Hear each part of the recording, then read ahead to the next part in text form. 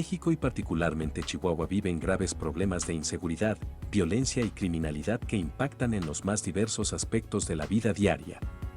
La violencia ha tomado en numerosas regiones del estado dimensiones y formas nunca antes vistas, lo que causa un daño irremediable contra las personas, las familias y las comunidades, llegando incluso a debilitar el proyecto de desarrollo nacional. Con este fondo se han multiplicado la preocupación y los cuestionamientos respecto a la manera como nuestros gobiernos, federal, estatales y municipales, enfrentan el problema, y se evidencia la necesidad de construir una política de Estado encaminada a dotar a la población de seguridad y justicia efectivas. Urgen medidas ciertas y viables porque la convivencia en las familias, en las comunidades y en las ciudades atraviesa por una crisis. El diagnóstico y las estrategias para contener y acabar estos fenómenos han sido insuficientes, y muestra de ello es que, de acuerdo con la Encuesta Nacional de Seguridad Pública Urbana del primer trimestre de 2022, se dio a conocer que en nuestro estado el 66.2% de la población de 18 años y más consideró que es inseguro vivir en su ciudad. Es así como el estado de Chihuahua y particularmente la capital, Ciudad Juárez, Cuauhtémoc, Zona Serrana entre otras poblaciones, siguen sufriendo los estragos de la violencia e inseguridad. Se siguen dando eventos violentos de gran trascendencia y alta visibilidad, y la mayoría de las estadísticas de los crímenes de alto impacto se mantienen en niveles inaceptables, y pareciera que los esfuerzos de las autoridades parecen no tener resultado. Todo este fenómeno de alta violencia se da en un marco de alta impunidad y hace inminente la necesidad de revisar a fondo el proceso de procuración de justicia. Reconociendo que las responsabilidades de los tres órdenes de gobierno en el ámbito federal, estatal y municipal, también es importante asentar que la sociedad civil, el empresariado, la academia y los medios de comunicación juegan un rol importante en la formación de la sociedad y en la reducción de los factores de riesgo que favorecen la violencia y la criminalidad.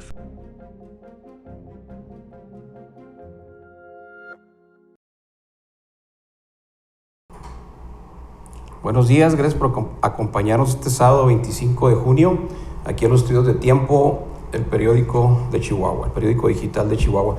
Agradecer al doctor Fernando Sandoval. Fernando, buenos días. Muy buenos días a todos, especialmente a nuestro invitado especial.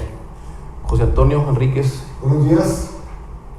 Hoy tenemos un tema obligado, ¿no? La violencia en México se puede acabar, se puede controlar, y tenemos un invitado de lujo, el doctor Samuel González Ruiz. El doctor Samuel González es doctor en Filosofía del Derecho por la Universidad de Milán, Bolonia. Es licenciado en Derecho por la Universidad Nacional Autónoma de México, consultor internacional en materia de seguridad pública y delincuencia organizada. Fungió como titular fundador de la Unidad Especializada en Delincuencia Organizada de la Procuraduría General de la República. Ha sido experto de alto nivel en la Oficina para las Drogas y el Delito de las Naciones Unidas en Viena, Austria, donde fue asesor interregional para asuntos de justicia penal. Doctor Samuel González, muy buenos días y gracias por estar con nosotros. Muy buenos días, desde aquí, desde la Ciudad de México, les agradezco la invitación. Buenos días, doctor. Tenemos que los homicidios en este sexenio ya han batido todos los récords, y en estas fechas hay más homicidios que en el periodo de Calderón, que inclusive que en el periodo de Peña Nieto, en todos sus periodos de sexenios. ¿Cómo describe la problemática del homicidio en el país? ¿Qué diversos fenómenos se observan? Bien, yo creo que es muy importante entender los momentos, más que clasificar periodos de administraciones presidenciales. Tenemos que ver qué es lo que define el tema de la impunidad en el país. Si analizamos las cifras del Sistema Nacional de Seguridad Pública, tenemos que 1997 fue el año más alto en materia de delitos en México, de homicidio, ¿verdad? Bajaron entre 1997 y el año 2007. Subieron entre el año 2007 y el año 2010. Bajaron hasta el año 2014 y volvieron a subir en el año 2014 hasta digamos 2015, y de ahí empezó a subir hasta el momento más alto, que es el año de 2018, y ahí se estabilizaron en 2018 los homicidios en la cifra que hoy tenemos, aunque han tendido un poco a bajar. Los últimos 2 meses han subido un 15%. Primero, para analizar realmente el fenómeno tenemos que ver cuáles son los momentos electorales, cuáles son los momentos de reforma judicial, entender que el tema del homicidio es un tema que tiene que ver con válvulas que obedecen a varios factores, ¿verdad? El sistema procesal acusatorio, el sistema procesal en general, busca incapacitar a una persona que está cometiendo homicidios. Si hay otros temas de prevención social del delito, puede reducirse, y eso es lo que define la eficiencia del sistema. No la definen las administraciones de los presidentes, tiene mucho más que ver por el control que tienen las fiscalías de los estados y los propios gobernadores con los asuntos locales en cada uno de los estados, y solamente se puede abatir la impunidad si trabajan los ámbitos locales, los municipios, el estado y la federación complementa. Esa es la realidad, y la otra parte es política. Se habla de los muertos de Calderón, de los muertos de Peña Nieto y ahora de los muertos de la administración de la 4T. Esa es política, no obedece a criterios racionales, como estoy diciendo, y el análisis tiene que ser hecho mucho más con los temas que estoy aquí comentando para poder determinar las cosas. Ahora bien, eso no quiere decir que no haya factores o elementos que inducen políticas equivocadas. Entre otros, ¿verdad? El tema de abrazos no balazos no es una respuesta adecuada para abatir la impunidad, porque de lo que se trata no es de abrazos ni de balazos, sino de aplicación de la ley. Sí, doctor, en estos últimos días y meses, diríamos, lo que ve uno en los medios, redes sociales, son crímenes de altísimo impacto, y los medios pues a veces filtran y dicen que pues son para calentar la plaza, que son por un partido de béisbol, como se dice que sucedió en Cerocahui, y dan otras explicaciones. A su juicio, ¿qué es lo que hace que los grupos criminales lleguen a este nivel de estos crímenes de tan alto impacto y que pegan muy duro en toda la sociedad? Para mí, ¿verdad? Y este es un tema de análisis importante, ¿verdad? Los fenómenos como el de los jesuitas allá en Chihuahua, o el propio fenómeno de las luchas en Michoacán, o lo que hemos visto en Guerrero, o el control que tienen los grupos de Jalisco Nueva Generación en su área de influencia y su expansión, son una parte del fenómeno, ¿verdad? En realidad, el tema tiene que ser visto mucho más amplio como un tema de impunidad, ¿verdad? De impunidad completa y de falta de control. Ejemplo, ¿verdad? El homicidio de hace 2 días en la Ciudad de México, en un restaurante donde un sujeto que se considera completamente impune mate a la esposa, ¿verdad? Y trata de encubrirlo gracias a sus relaciones políticas. Ese señor, un abogado, Jesús Hernández, ¿verdad? Estoy seguro, cometió varios homicidios iguales, ¿verdad? Y nunca fue castigado porque las redes sociales impidieron que fuera soltado, ¿verdad? Pero el fenómeno es exactamente igual, es impunidad. ¿Por qué mató a la esposa de esa manera? Porque lo puede hacer. ¿Por qué sucedió el homicidio de los jesuitas allá en Chihuahua? Porque lo puede hacer, porque lo pueden hacer, porque controlan la plaza y controlan a la autoridad.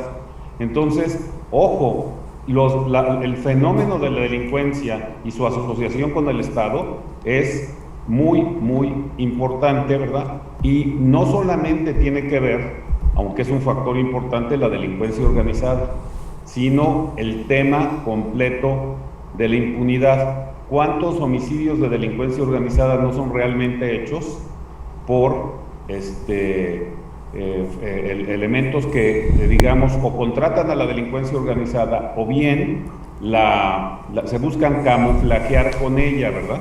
Como el homicidio de Abril aquí en la Ciudad de México hace unos hace unos 2 años, ¿verdad? Donde el marido contrató a sicarios de dentro de la cárcel, el exmarido, ¿verdad?, para matar, hacer el feminicidio. Es decir, tenemos que ser bien precisos con los datos en el análisis para poder dar, digamos, una solución completa. Y para mí la única solución es y sigue siendo el trabajo conjunto de municipios, estados y la federación en el apoyo en estos temas, ¿verdad? Esa es, digamos, mi perspectiva, y entender muy claramente cómo la constitución del sistema procesal acusatorio mexicano, que hemos dado tumbos, ¿verdad?, en distintos momentos, es uno de los factores clave del por qué no podemos avanzar. En el caso de la política pública, el presidente López Obrador le apostó a la creación de la Guardia Nacional y pues se generaron grandes expectativas, ¿no?, por parte del nuevo gobierno, de la 4T, pero ha fallado. Creemos pues, y los ciudadanos mexicanos vemos una Guardia Nacional desarticulada, con falta de precisión en su trabajo. ¿Usted qué opina, doctor, en relación a lo de la Guardia Nacional? ¿Cómo ve usted el desempeño de la Guardia?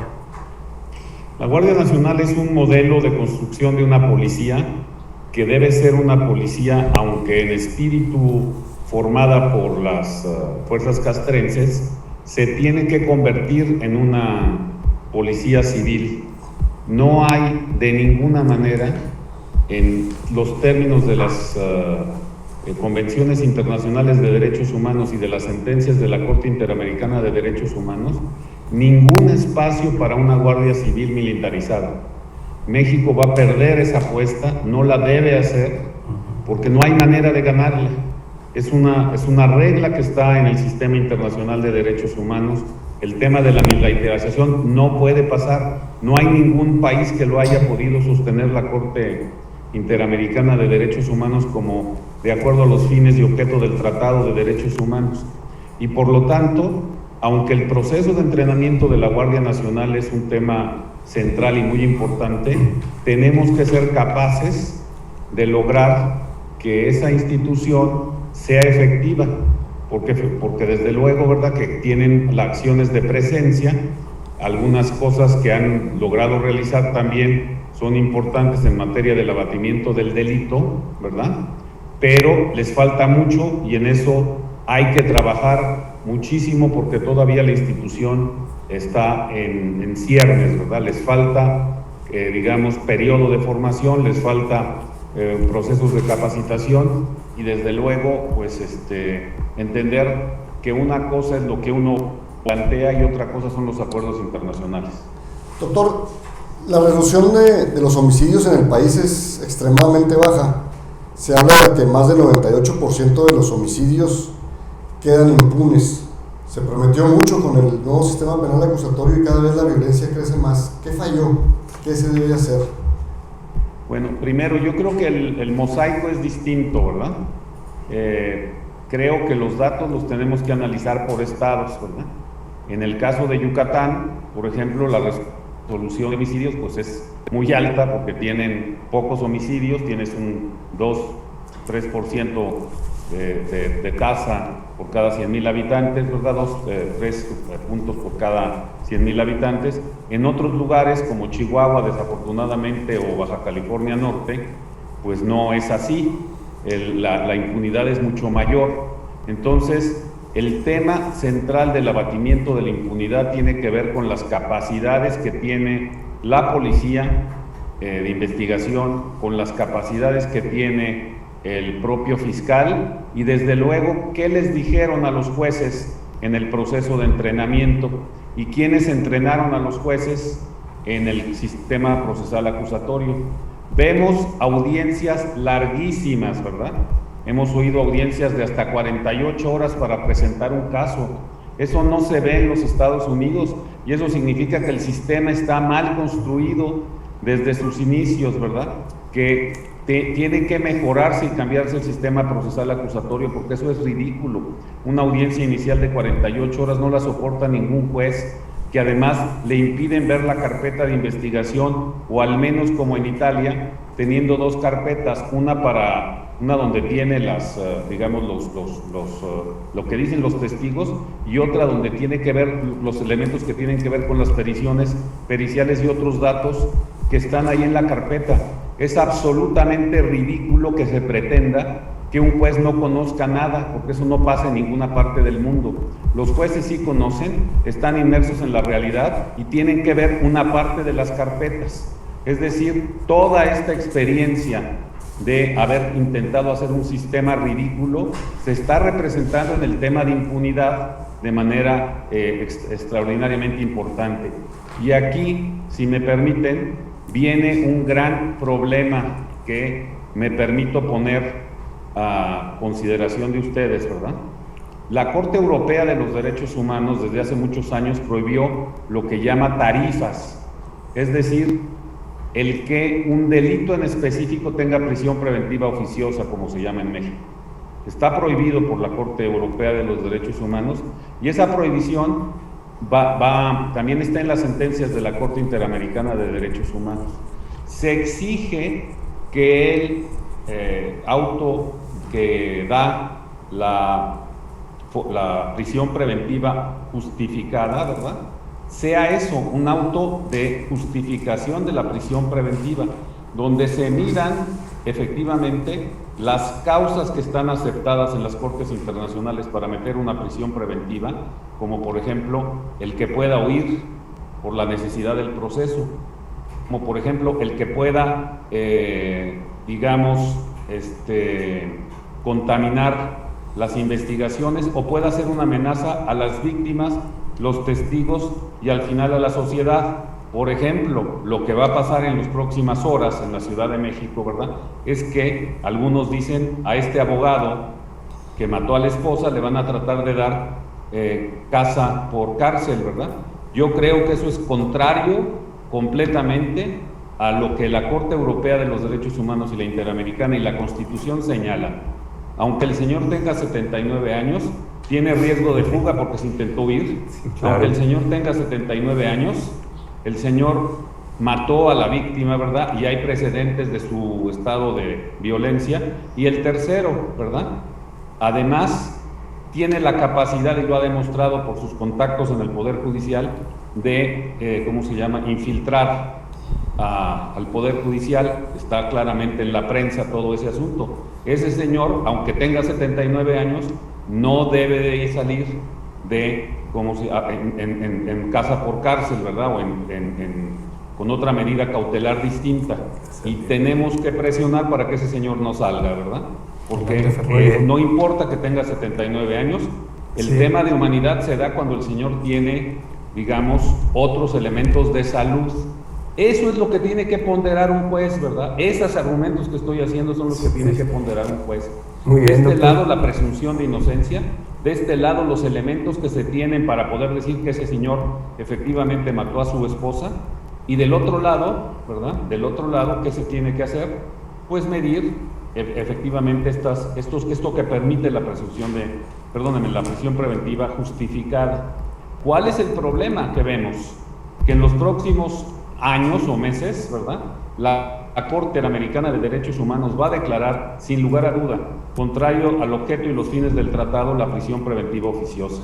Muy bien, y a doctor. pesar de que llegamos tantos años ya en el sistema procesal acusatorio, nuestros jueces no han sido capaces de hacer evaluaciones como las que estoy sosteniendo. Entonces ese es uno de los problemas que vienen, independientemente de los otros temas, Pepe. Sí, doctor, lo que vemos es que desde hace tiempo hay voces demandantes de un cambio en la política pública de seguridad.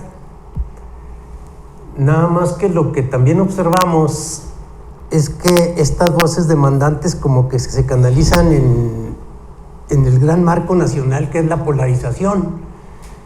Algunas voces dicen que pues este es un clavo muy fuerte en el ataúd del obradorismo, y quizás sea bueno retornar al modelo Calderón. Otros defienden al modelo del abrazo no balazos, pero finalmente sí existen algunas voces, quizá a mi juicio un poco más cuerdas, como las de la iglesia, ¿no?, con todo y que predican la no violencia y demás, usted nos ha dado una serie de elementos, lo que comenta en torno a la impunidad, a la necesidad de que la sociedad se una y sobre todo los 3 niveles de gobierno, ciertas modificaciones en la cuestión judicial, pero podría abundar en algunas líneas, aunque sean generales, de ese nuevo modelo de seguridad que la sociedad demanda. Sin duda, mira, el tema es muy importante, ¿verdad? No resiste el análisis, esa es mi síntesis del tema, ¿verdad? El que esté referido todo a una administración. Ni fue solo Calderón, ni fue solo Peña Nieto, ni fue solamente las políticas de la 4T. Y lo digo ¿por qué? Porque los gobernadores son más responsables del problema de impunidad que el gobierno federal a lo largo del país. ¿Qué problema sí tiene Morena, verdad? Lo digo con todas las letras. Al inicio de la administración en 2018, pues había pocos gobernadores de Morena, tal vez se contaban con la mano. En el año pasado ya hubo 15 más y hoy tienes 22 gobernadores que están vinculados a Morena, ¿verdad? 22. Eso significa 2/3 partes del Estado. Lo que antes podía ser atribuido al PAN o al PRI, ¿verdad? Hoy no. Hoy el gobernador es de Morena y el que tiene que dar el que tiene que, ¿cómo se llama?, ser el responsable del abatimiento de la impunidad son los gobernadores de Morena. Los gobernadores de Morena.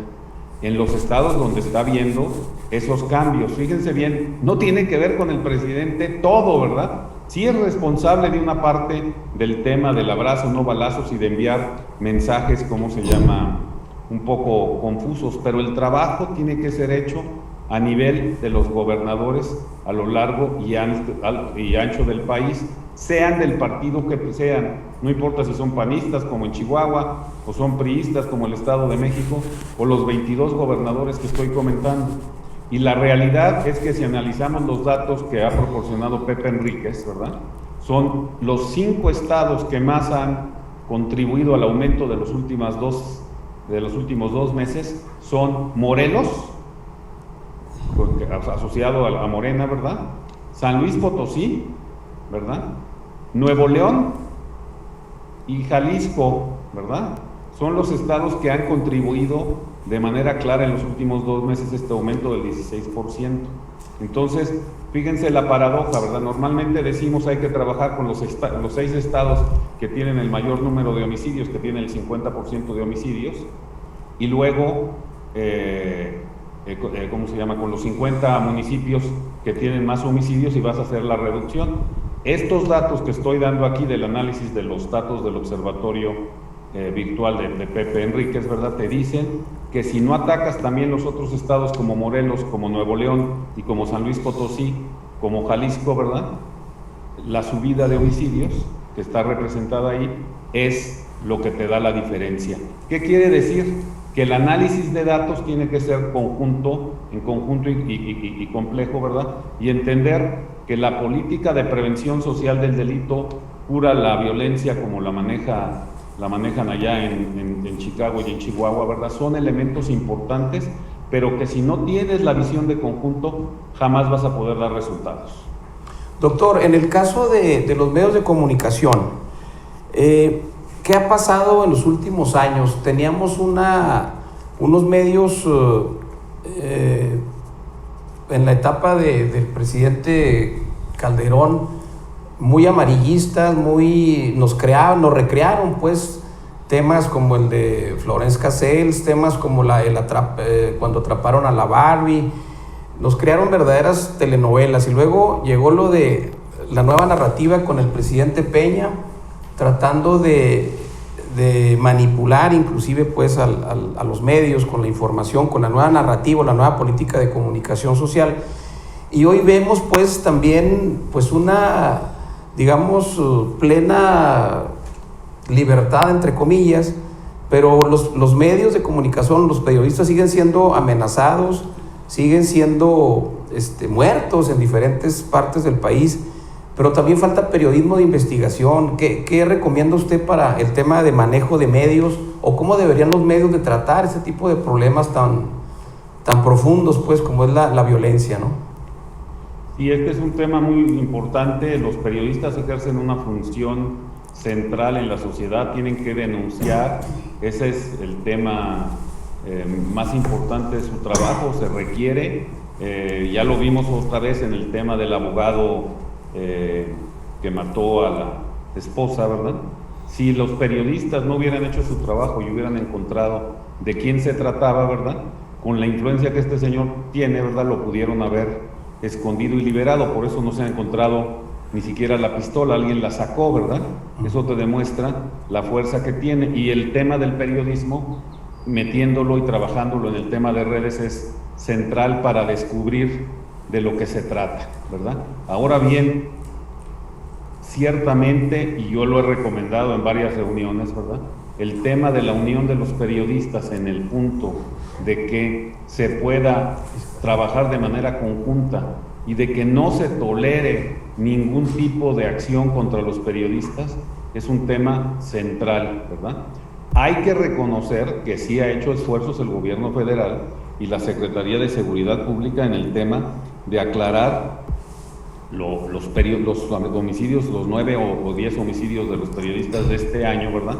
Y prácticamente todos han sido imputados ya en este momento. Eso es un tema realmente importante. Tiene que haber más, y tiene que haber protección. Y yo coincido que, además, habiendo sido alumno de Humberto Eco, ¿verdad?, que el discurso tiene una potencia muy importante. El tema de pegarle todo el tiempo por parte de las conferencias mañaneras a los periodistas sí daña, sí tiene efectos sobre la actitud que los criminales tienen, porque hay efectos o fenómenos de imitación. En consecuencia, sí es altamente recomendable que, ejerciendo la libertad de expresión, pues el presidente, que la puede ejercer siempre, ¿verdad?, sea cuidadoso con las palabras, porque de lo contrario, ¿verdad?, sí genera escenarios en donde si el que puede más, ¿verdad?, le pega a los periodistas, pues los otros hacen también su actitud, y eso pone en riesgo a todos los periodistas, y la protección de los periodistas tiene que ser un tema absolutamente central, aunque no estemos de acuerdo con todo lo que se dice, ¿verdad? La protección de los periodistas y de los defensores de derechos humanos es un tema central. Leyes y normas.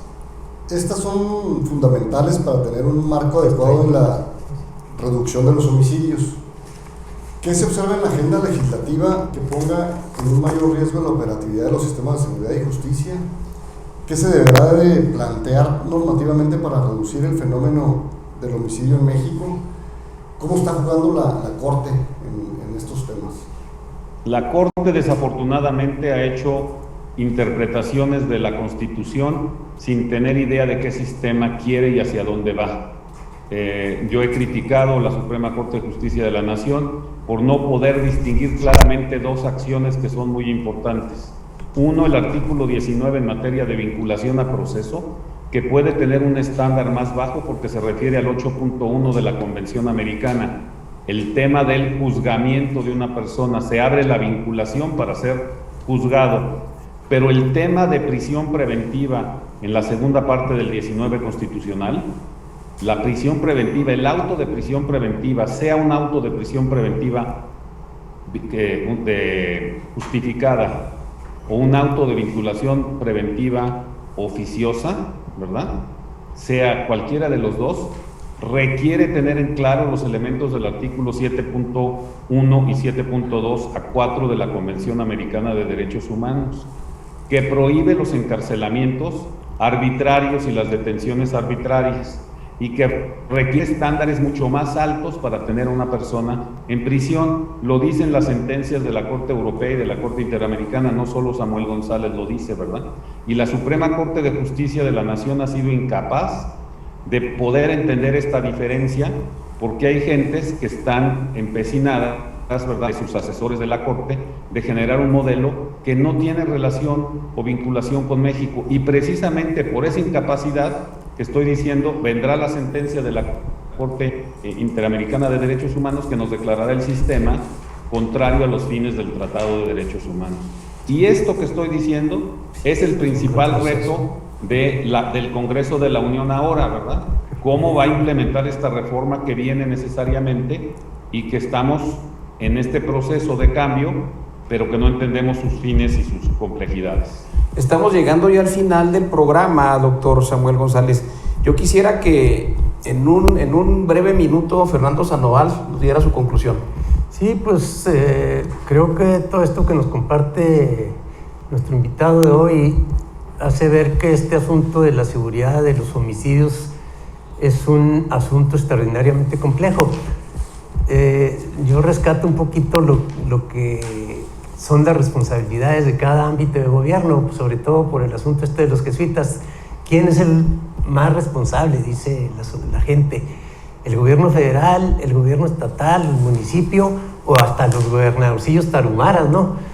Pues creo que esto tenemos que verlo y llama a que tiene que haber un gran acuerdo nacional en que intervengan legisladores, autoridades, líderes sociales y la sociedad en su conjunto.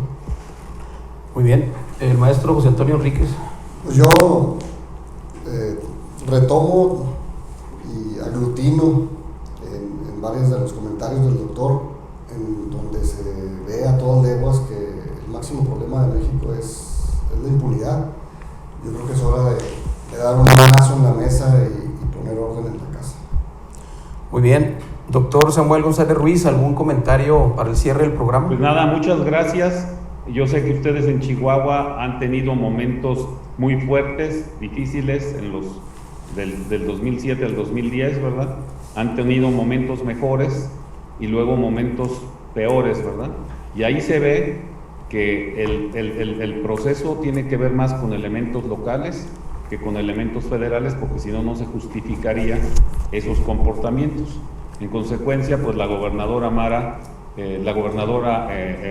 Campos, ¿verdad?, tiene mucho trabajo que hacer con el fiscal y el Poder Judicial para poder desarrollar un trabajo correcto también, con la ayuda y el apoyo del gobierno federal, pero ahí se ve cómo si hay sinergias